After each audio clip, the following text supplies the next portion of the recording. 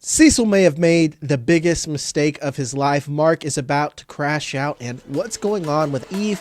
We're about to discuss all that and more on a brand new episode of Unbinged starting now.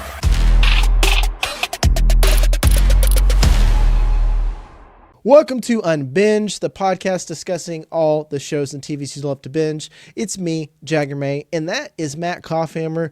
And we finally have 3 brand new episodes of Invincible. But before we go, let's get a spoiler warning. This is your one and only spoiler warning for Invincible. We're on season 4. The comic run is already done. If you're not caught up, now's your chance to turn back or you're going to get spoiled. Yeah, we'll try not to spoil as much as the comics as we like. We won't spoil. Sometimes it's tough. Sometimes it's tough. Yeah, like Koff's read all of it. I've already read a lot of it, and like they kind of add some stuff and move out of order, which I actually love. And I feel like as a comic lover, it just gives me more. Like you know what's going to happen from a story standpoint, but everything just kind of expands, and we get a lot of new added things, like specifically with Titan and his storyline. So it's brand new. It's same but different in a sense. The way I like to think of it is like you go out to dinner, you order a ribeye, and they're like, you know what? Here's a side fillet for you. And it's just like, I wasn't expecting it, but I'm not mad at it. Yeah, whole ass fillet. Quality. Yeah, like, as long as it's quality, we're good. Like everything from episode 2 is basically an expansion of the comics. Like we got the whole Scourge virus on planet Viltrumite. We got Nolan as a kid getting his ass beat by his mom. Like all that was new as far as I am aware. And it was fantastic. I had a great time with it. So I don't know about you, Jag, but all the expansion so far from the comic has been quality. And even Koff's dogs are excited. But we'll start from the cliffhanger we got there. The question I posed right away in the intro, I think Eve's powers aren't working because they're busy making a baby right now. She is pregnant. So now, imagine a child with Viltrum blood so strong that it's basically 100% Viltrum. Plus, you get the atom shifting, reality bending powers of Adam Eve. Is this next child going to be like the strongest being in all of the Invincible universe? Franklin Richards inside of Superman's body body? Is ridiculous, man.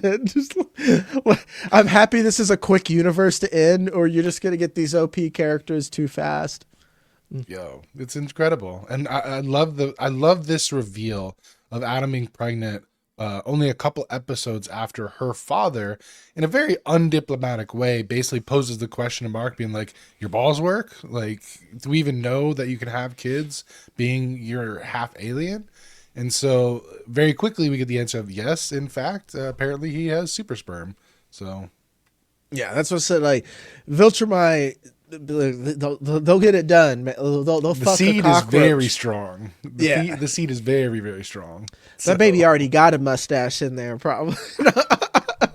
Doesn't matter, male or female. That kid's got a mustache. Yeah, and that's my favorite thing. Is like the what is it? The intergalactic planet thing that they have. It's like the mustache for them. Yeah, the coalition. The mustache for them is like a clan hood. I mean, to think about it, it's like you have this entire civilization of like conquering warrior, badass, like psychopaths, and they're all rocking the stash. I can see how that could be a very quick symbol of like, oh no, run away. Yeah, like Hitler it'd have been on site for them. They would have been like, pop. And then we go over to like Adam and Eve, or Eve. Let's call her by her government name. Her thing is very explainable. Mark's is also explainable. It's just he's got to go through his black suit era to deal with it. This dude is kind of killing, I would say easily, even though it makes a lot of sense why he would do it. We see that right away with the killing the astronaut during the Sequid attack. We see that when he almost kills dinosaurs, so we're going to talk about in a little bit. I feel like every hero has this at some point. You either have a black suit era or do you grow a beard? Like with every comic book hero. Yeah, no, I get you. But we also have to remember from a character perspective, Mark is, I don't even know if he's 21 yet. He's like 19, 20 years old. He just went through not one, but like two, three, four different world ending events that he got nearly killed or his family got nearly killed. He's learned the lesson of if you don't kill the opponent or if you don't kill the bad guy the first time you get the chance, you're going to come back stronger and worse than ever. So, and he's about to learn that lesson with Conquest again. So for him to hold any punches at this point, I think is the more surprising move. We should be less shocked that he is taking the kill shot when he gets the chance than he is showing restraint.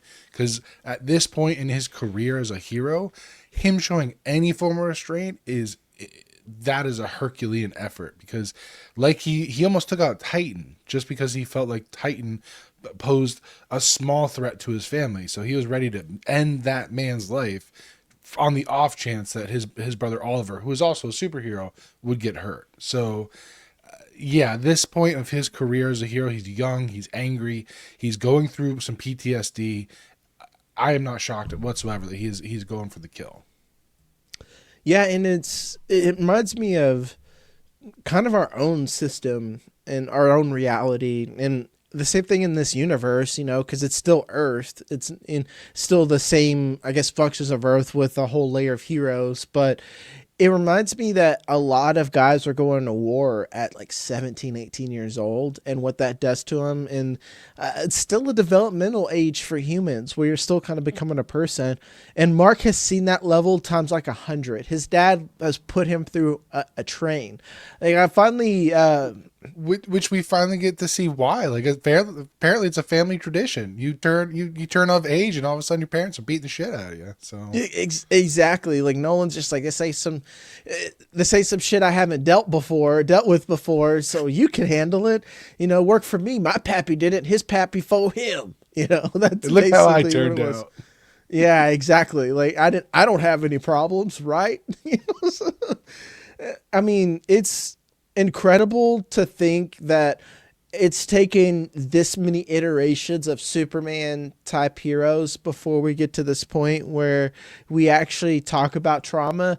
Because I know that this has happened in comics before, but I feel like with the Superman characters, you have to make them almost so pure and immune to actual PTSD to where you're angry, rage, or anything like that, to where you'll never get that storyline with that specific character.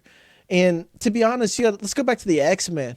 They are just a team of child soldiers throughout most of that duration, and they end up way too adjusted unless your name is Jean Grey and or Wolverine. So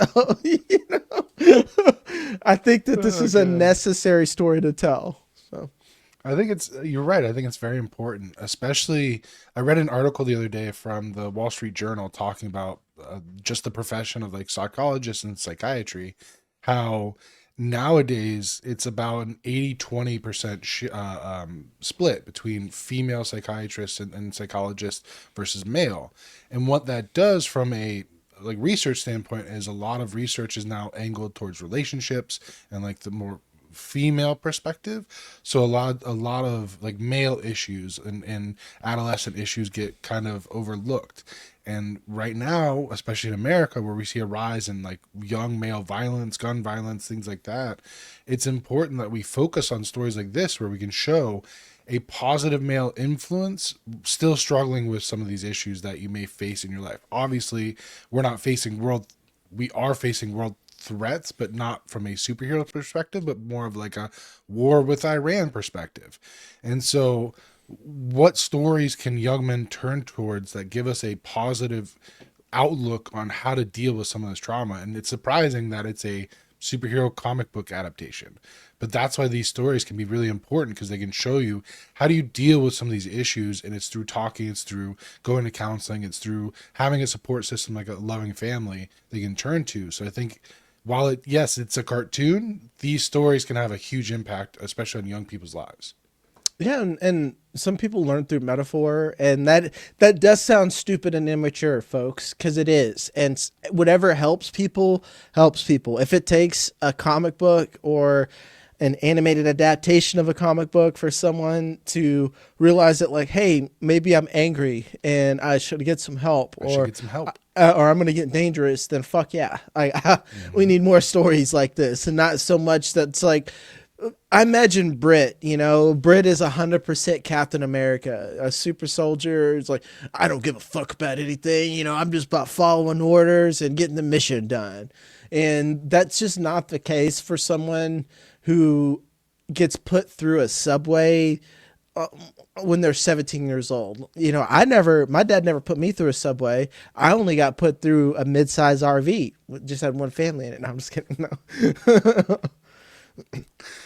But we can all relate to having issues with our parents, right? Whether it's, your father having expectations that you'll live up to, or the want to grow up and get out of your parents' influence.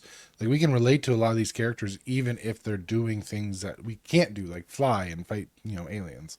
But stories are inherently important to humans and our human condition. So I think it's important that we look at this show as more than just, oh, cool fight scenes. It's like there's an actual message behind some of these scenes, and a lot of it goes to, like, hey, when you're struggling, ask for help. Yep. And especially how the rest of the world sees Mark. A lot of times that's how, like, you are strong, you are a big dude, man, and if you're going to be scared, especially in front of kids and other people, then a lot of people are just going to end up being afraid of you, even though that you're trying to help them. And we got a lot more to talk about, Rex, Monster Girl, and everything like that, but make sure to hit that like and subscribe button, because we're just giving you more and more content. And with that being said, if you want to see this entire season, and if you are a longtime listener of Unbinged, we are putting more of our content behind the paywall. We are just making more content for you guys in general. So some of this stuff will be for our premium members, and that'll be this episode free, and then I think it's like 4, 5, 6, and 7 we'll have for premium members, and then for the finale, me and Koff will be back on the in front of the membership paywall as well, and you'll have an episode there. Like I said, you guys have been incredibly helpful, incredibly supportive, and we have people already as our premium bingers, as we have it called, and more importantly, we have like the pit going right now, every episode free. Paradise we have going, Peaky Blinders, that one will be going. Project Hail Mary, Sam and Alfredo already watched it, already recorded. We'll have that free as well. So we're just having a lot more content in general, and it's not just because you're not a premium binger that there's going to be less. So always hit the like, subscribe, make sure to hit the hype if you're on mobile, and if you want full access to everything, join that membership. All right, we've paid the bills. We get the Thraxons again. Why are you so obsessed with me? That's what I want to ask with them. I just do not get what does Earth have that they can't get in their own universe with their own time to deal with. I don't know. Honestly, at this point, I'm hoping the show will answer that question, because if I'm not mistaken, it's never answered in the comics. Correct me if I'm wrong in the comments. But as far as I know, they just keep coming back just because. And it's like, all right, like, why? Well, you keep getting your shit pushed back in, and you keep trying. I get it. Every time you come back, you get a little bit closer to success. But, like, how many times are you going to try before you're like, all right, let's try a different dimension? Yeah, and I don't know what city they keep attacking, but I don't. Do they make it a block? Like every time, like even though it does effectively get worse, like I don't see them actually advancing. And I've always wondered this. Why won't, and I've kind of written this down, I want a better invasion that's out in the middle of nowhere, like where I'm at. Invade Arkansas. We're fucking stupid as shit out here. It'd be so easy for you to actually get some real ground. Yeah. But going right into New York, going right into a major popular area, I mean, not a great place to be, man. Not a great place to be. And also, like, you've already had it once where a superhero got trapped in your dimension and he fucked your shit up. So now you have two stuck in your dimension. You don't think that's a bad idea? Like, as soon as that one Flaxen's like, destroy the gate, it was like, man, you're dumb. That's a bad idea. Like, what are you doing? Cecil's, I'm actually surprised at Brett being so cool about following orders because it does make sense. Like, let's go stop him. But I thought the same thing. It's like, what if you get stuck over there? What's the door? It's just like, well, we'll just open a new one. Cecil's like, you don't think we haven't been trying to do that since the first time? Though, if you're gonna have anybody stuck in the other dimension and figure a way to get back, it's gonna be Rex or Robot. Like he's the smartest of them all, so he'll be able to figure a way out sooner or later. And at least Monster Girl can be basically immortal if she uses her power correctly. Yep. So it's not like she's just going to be, super old by the time they get her. So this is super slight spoiler, but comic readers are excited for seeing her return. Let's put it that way. Mm-hmm. Yeah. Monster woman, dare I say? No. Mm-hmm. That's this whole storyline and recurring character, I think, is the best way to have a recurring villain, because sometimes you're like, man, they let that guy to jail again, and it's them coming back and us not being able to do anything, and it just makes so much more sense. It's like this Groundhog Day where it's like, or even better, and it's not the same asshat. Let's say like was that like Doc Seismic, getting loose again. Yeah, even though I love Doc Seismic. Doc CT. Yeah. I am excited though, from what we've seen so far from this season, where they've expanded a lot of the comic storylines, that like the Nolan Allen thing in the comics, it's very quick. Like you get a couple of panels per like weapon that they go to find, whereas in this you get almost an entire episode of them exploring and trying to find stuff. So what I'm excited about is to see more of Rex and Monster Girl in the Flaxen universe. I hope we get more of that story, because in the comics it's very much they're gone for a while and then they pop back in and we get backfill story. So I'm hoping we get just more of that story front loaded. Mm-hmm. And I mean, that's a perfect segue to get into Alan and Nolan, because we already kind of talked about it. We get to see baby Nolan, who you start as a teacher, I guess, and you oppress toddlers. And then once you're done oppressing them, mommy and daddy come in and say, hey, dude, guess what day it is? Happy birthday. His mom, dude, coming in like, smell like bitch in here. Where she's too hard for... His mom was pissed that the father stopped her from killing Nolan. Like, holy God. And then she's like, I hope I never see either one of you again. And then dips. It's like, Jesus. What a society. That is insane. It's nuts. Honestly, them being a parody of like Goku, like the Vegeta, what is it? Super Saiyan race? Like, it's hilarious because you think about it and like, I could absolutely see this is how Vegeta grew up. Yeah. It's... Child abuse is like a part of your society, and then oppression is like the second part of your society. Another thing that they really expanded on is just how terrible the Viltrumite Empire is. Like, yeah. Oh, that, yeah. Yeah, but we'll get to the Scourge too. Actually, we'll start with the Scourge there. You could see... these things go hand in hand. You could see how Nolan could have trauma of seeing like you're that strong, seeing millions of your own people die, and billions enough to circle the planet. Billions of people died. They couldn't make the next step. That's what they're doing to other people. Not just that. Remember, this is already after they did an internal purge of 50% of their population. So we went from having like enough society to kill half of us and be fine, to now they killed another 99% with this virus, and we learn that it's Thaddeus that does it, or Thaddeus that does it, making him the great betrayer times 2. But like you said, going back to Nolan's trauma of like, Alan's like, hey, you're gonna join us in our fight against your people, and Nolan's like, hey, I know what we do is terrible, and like I'm willing to like help because I think we should change, but like I can't actively kill my own people. And that's seeing that struggle play out more in the show, I think, is important, because in the comics it gets very hand wavy, whereas seeing his little internal struggle of like, I know what my people do is wrong, but I can't actively kill them unless they're attacking me first, is going to be really important for the show going forward. And again, it just goes to that messaging of like, how do you stop something or someone when you know it? How do I put this? Even though it's a part of who you are and your heritage, how do you stop them? How do you go about putting the brakes on something like that. And I think that's an important message for today, because we're seeing a lot of that in our own country. Because like, you don't have to support everything your country does to still support your country, if that makes sense. Yeah. It's like, and you see that with Thetis, where he's just like there's only 50 pure-blooded Viltrumites left, and he's just like, fuck, like, are you not happy? He's like, no, like, I committed genocide, right. Like he did a genocide. At that point, I think it's even, is there more than genocide? Is there another level beyond that? Because that's like, genocide is like the Holocaust was genocide. You kill a whole planet and there's just like 50 left. I don't know. I think genocide's the highest tier, because I know decimation is 10%, and then from there goes genocide, which is more. I don't know if there's like a super genocide level, but yeah, extinction. There you go. He did an extinction.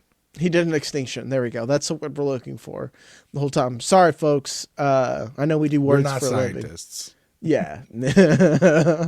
He did an extinction, but again, it's like your people are wrong, but it's almost like you have this parent, and even though they're inherently bad and you know that they're wrong and they're bad, you don't ever want them to die. You hope that they get better before they die. And he's seeing that parent is like maybe never going to get better, and they're probably going to just drive themselves into extinction just because they'll never improve.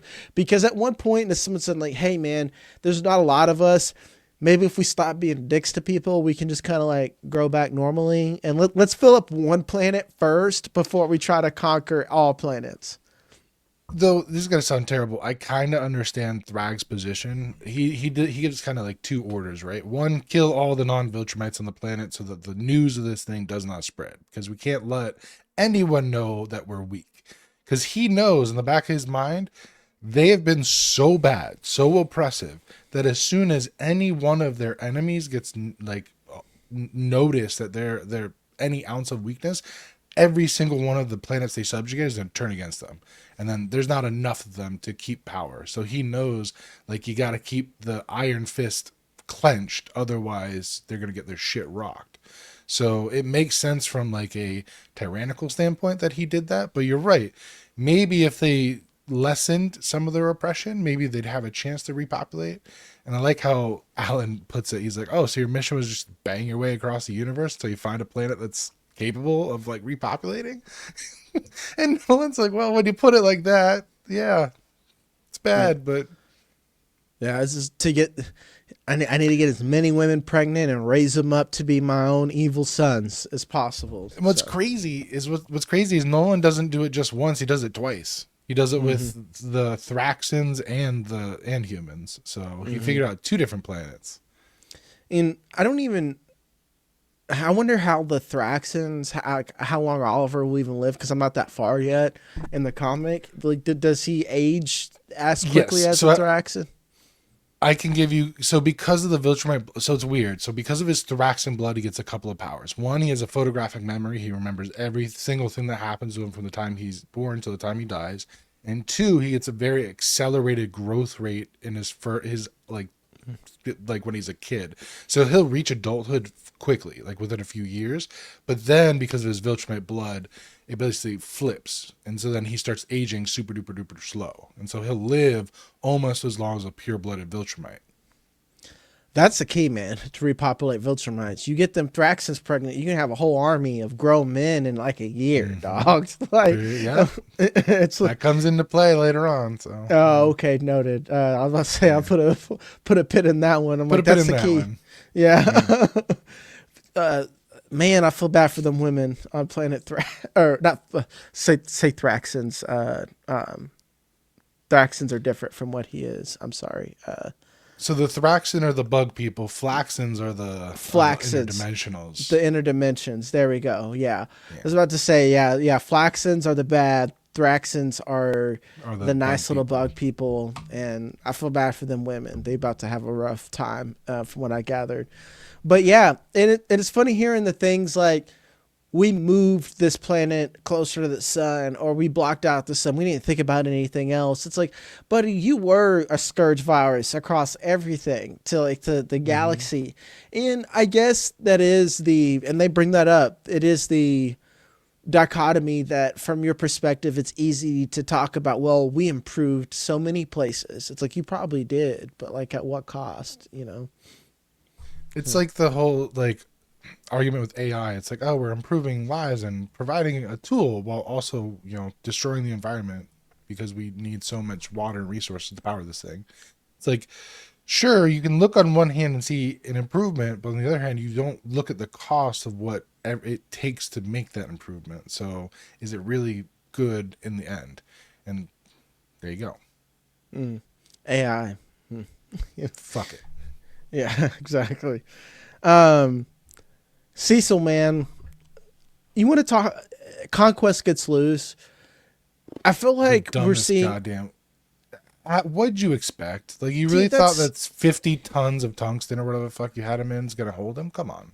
yeah. And Cecil's a coach that keeps running the same play, and like he's like, it'll work, you know. Like we just gotta keep doing it, and it's like, man, this is really fucking up the game, and the game is like literally Earth.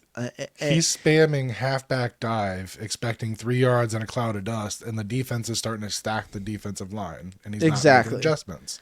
Exactly. Then that's exactly what's happened with Conquest now. It's like that's his big flaw is he thinks that he can control everything. And it's like, man, just leave something dead. You know, like maybe making a bunch of supercharged marks isn't the correct answer. I know that it could be, but I don't know, man. Da Sinclair's a fucking psychopath. It just, I Hey, get where Cecil is at, but this is also like the negatives of people like Cecil. I do find it funny that D.A. Sinclair is basically like, yeah, he's a crazy incel, but what if he found love? It's, It's like all he needed was to get laid, and then he's yeah. sorry. You know. Which, honestly, this might sound controversial, but I am an advocate for like decriminalizing and possibly regulating sex work because I think there are a large population of the country that just need to get fucking laid, and if they did in a controlled environment, maybe there wouldn't be so much violence in the world. I don't know. I'm just saying that. Then we talked about this at some point. It's just like government subsidized sex work. That's the future, man. That you want to, That should be the answer. Like therapy should include some little bit of sex work. yeah. It's just like, hey, man, go fuck someone healthy. You know, like, and you got the whole hour. So even if you embarrass yourself, she's gonna stay there. You know. And when you read accounts from sex workers and former sex workers, a lot of them talk about a lot of what their clients pay them for is just companionship. Like the sex is secondary to just getting that human interaction and having an hour of intimacy with another person. So I think we are in a pretty precarious position in this country where more and more people, it's weird because the internet connects us all, but we're so like individually alone that we need something needs to change. And DA Sinclair just goes to show, hey, if you give the little psychopath a little bit of attention, maybe he won't be a psychopath. Maybe that's where he was wrong with Conquest. He should have had a woman ready. Like as soon as he wakes up, Conquest admits it. He that admits it. how He's like, I'm lonely so he is. lonely. Yes, like if you get him someone, it's like, hey man, this lady loves strong old men. You know, just don't break her. And you know what? You can make it a little Viltrumite kid unless he's on our side. You know, and I think I think that's the way forward to win someone incredibly strong. You know, I'm just because they're so saying. mean to him. Still, they're like, here's the dog, here's the trap. I treat him like shit, dude. Oh, when he was like, kill me slowly so I could be a lesson for everyone else to not fail. I was like, Jesus, man. And a slight spoiler. So I'm reading the comic run Battle Beast, which is part of Invincible, but it's timeline wise before the show. So Conquest comes up in that comic run, and so General Craig has to like go to Conquest's like living space, and it's basically just a big old like box on like a desolate moon, and it doesn't even like there's no bed. It's just like a rug and like one thing, and even Krieg's like, the hell? Who lives like this?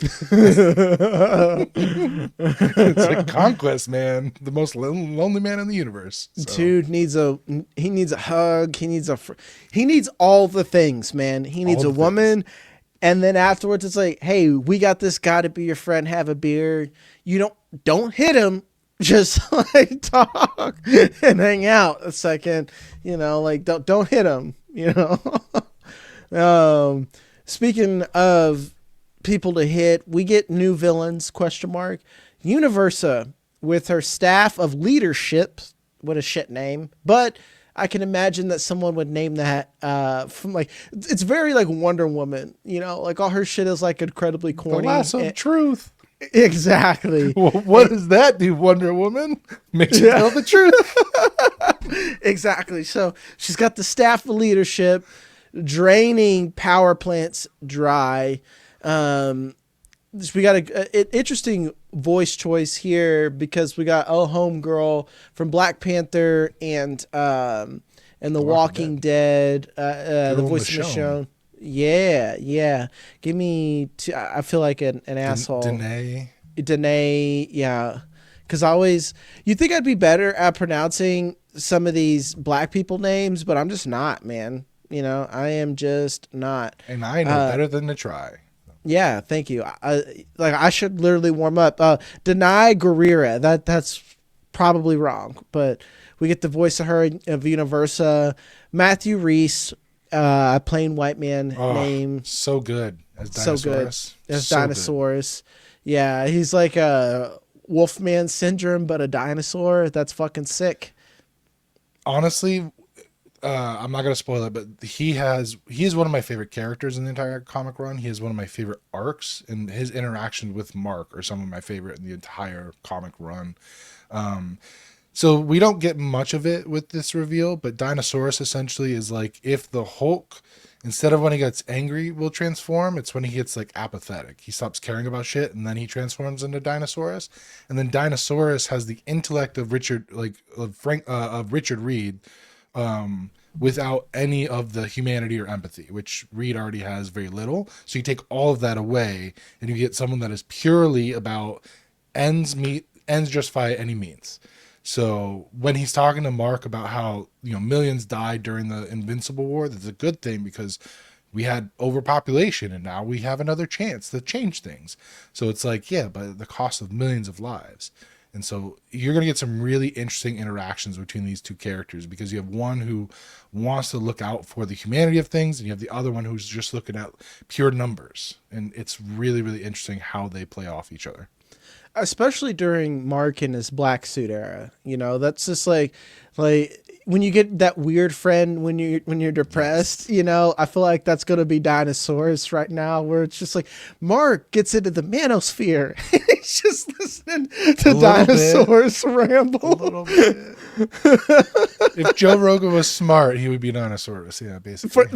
Exactly. That's what I meant. It's just like a manosphere pod is Dinosaurus. It's like, because like sometimes you're like, man, you are kind of right, but like not at all at the same time. So yeah, exactly. So I'm very happy with that character. I'm very happy with the fact that they got somebody like Matthew Reese as the voice. I'm hyped as all hell for that. Yeah, man. This show's so expensive just because of that voice cast. And it's like Aaron Paul, I know, dropped out as Powerplex because I just think he can't handle playing depressing people anymore. I don't blame him at all. I think that's like a real thing that he said. He's just like... We also lost Zachary Quinto as Robot. Now it's Ross McCurd. Yeah, another guy's just a voice actor or whatever, which I don't know why. Zachary Quinto kind of needed that money, man. Like, what is he doing, like a doctor procedural or something like that? Like, I get that you can't afford Mahershala Ali anymore, I get that, right. So, but at the same time, I don't think anything has fallen off whatsoever, especially like Titan, like, I love having Mahershala Ali, but who they got now, I think his name's like Troy something, is doing a good job, where it's like barely even noticeable. I think he's already a voice actor for a couple of their characters, so they just had him do double duty. Yeah, and that's the thing. I think he was the voice of the brothers, the clones. Fuck. No, that's Kevin Michael the Richardson. Mahler twins. Yeah, that's not him. That's Kevin Michael Richardson. No? Okay. Yeah. I just know that like when you get an act like Marsh McQueen, an actual voice actor, it's a lot easier for them to match someone else than it is for like a normal actor to match like a voice actor, if that makes sense. Like Mahershala Ali is just gonna sound like a Mahershala Ali. Walton Goggins is gonna sound like Walton Goggins. So, which that would mean like Jason Mantzoukas is kind of done being Rexplode at this point, isn't he? You know? Yeah. Yeah. They stole his name but not his voice. So which is so fucking weird, man. It is so weird. And I know that's what Robot like it was weird to take his body. Why did nobody push back on that? As soon as like I want to honor my friend, you can all call me Rex. I would have been like, no, I'm gonna call you Rudy, you weirdo. You already stole his DNA. It's like, no, we're not gonna do that. We're gonna honor him by like having like a great, maybe a statue, like not whatever the fuck this is. This is like stealing an identity. You know, I don't know. It's very weird. So fucking weird. Yeah. And you're only gonna get weird in the Flaxen dimension, so look out for that. What are you looking forward to most this season? Besides Dinosaurus, we didn't even talk about. I want Thrag. Oh, I'm so excited for Thrag. Yeah, Thrag. Oh yeah, we get the Thrag reveal. Yeah, Lee Pace, perfect. Got the fuckboy cut on there. I love it. Oh, yeah. But what's great about him is he's got that commanding but like even voice. Like he doesn't need to yell to get his point across. And so like during the second episode when they go to him like, what do we need to do, Thrag? And he just gives that very like keep everything so and so. He's just very matter of fact. And so I love that choice for that character because he's very much like, look, you all are beneath me. Just do what I say and we'll be fine. Like that's his attitude. I love it. Because I'll even love he asks, you know, like how many people are gone, and then he's like, well, he's like, I won't ask again. don't him off. Yeah. Billions Todd and Williams billions. is the voice of Titan now. But yeah, dude, Thrag is, I guess, the top of the Viltrumite pinnacle right now. For doing the anime thing, he's the pot of gold at the end of the rainbow. He might be the strongest in the entire Invincible universe. Like just 1A of power scaling ranks. So we'll see. Yep. Easily for me is I want to see happiness for Mark. I don't know when I'm going to get it ever. It's the wrong show for that, baby boy. I know. Well, guys, I think that covers it for this episode of Unbinged. It's always like with the show like this, we get 3 full episodes, but we only get it's only like 37 minutes on here. It's really easy to talk to on here because it's so much action, a lot of just straight up beautiful ass kicking. And that I can't wait for. More Shapesmith, more of the entire squad. Like the entire universe is so big that even when Invincible ends, I wouldn't even be upset if we expand the rest of this universe as well. I'd be really happy for it. Well, that'll do it, folks. Again, make sure to like and subscribe. And if you want to see every episode we do, not just the finale, then make sure that you sign up to be a premium binger. Me and Koff will be here every week around this time. Like I said, we got a pretty full schedule, so we'll have something every day. And again, even if you're not a premium binger, there's going to be lots of content from you. But as always, it's me, Jagger May. That's Matt Kopfhamer. Love you guys, and we'll see you next time.